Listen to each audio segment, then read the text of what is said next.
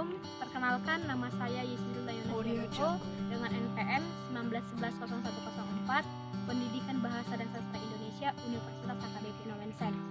Pada hari ini saya akan menjelaskan 3 pertanyaan dari dosen saya.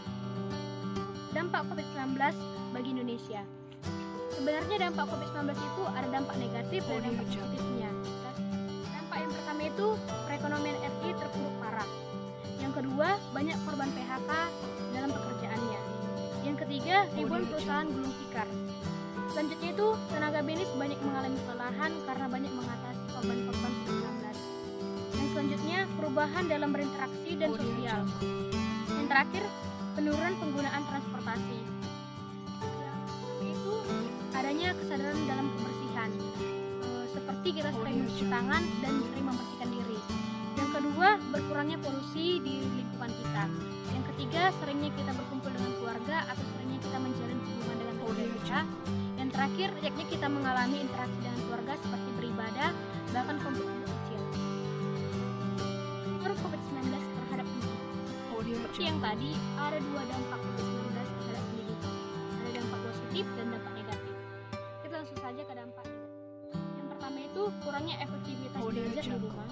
Yang kedua, kurangnya pemahaman belajar di rumah karena guru hanya memberikan tugas tanpa memberikan penjelasan. Yang ketiga, rusaknya barang-barang sekolah karena tidak dipakai. Yang terakhir, kekurangannya finansial untuk membeli paket.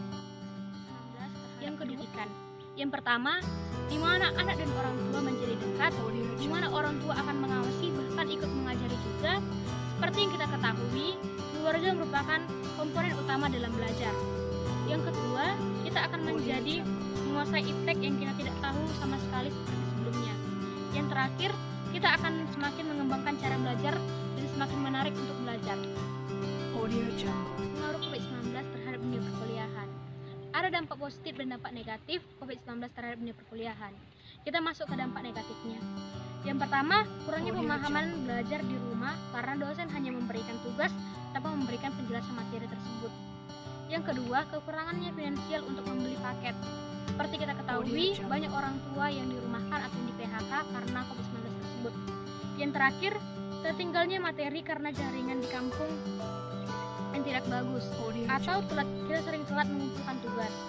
Yang kedua, ada dampak positif juga. Yang pertama, kita dapat menguasai iptek yang belum kita ketahui sama sekali. Seperti dulu kita belum mengetahui Google Classroom, sekarang kita mengetahui Google Classroom. Yang kedua, kita mengembangkan cara belajar yang menarik. Sama seperti dosen maupun mahasiswa, dosen akan mencari bahan-bahan materi yang menarik untuk diajarkan atau bagaimana cara belajar menarik agar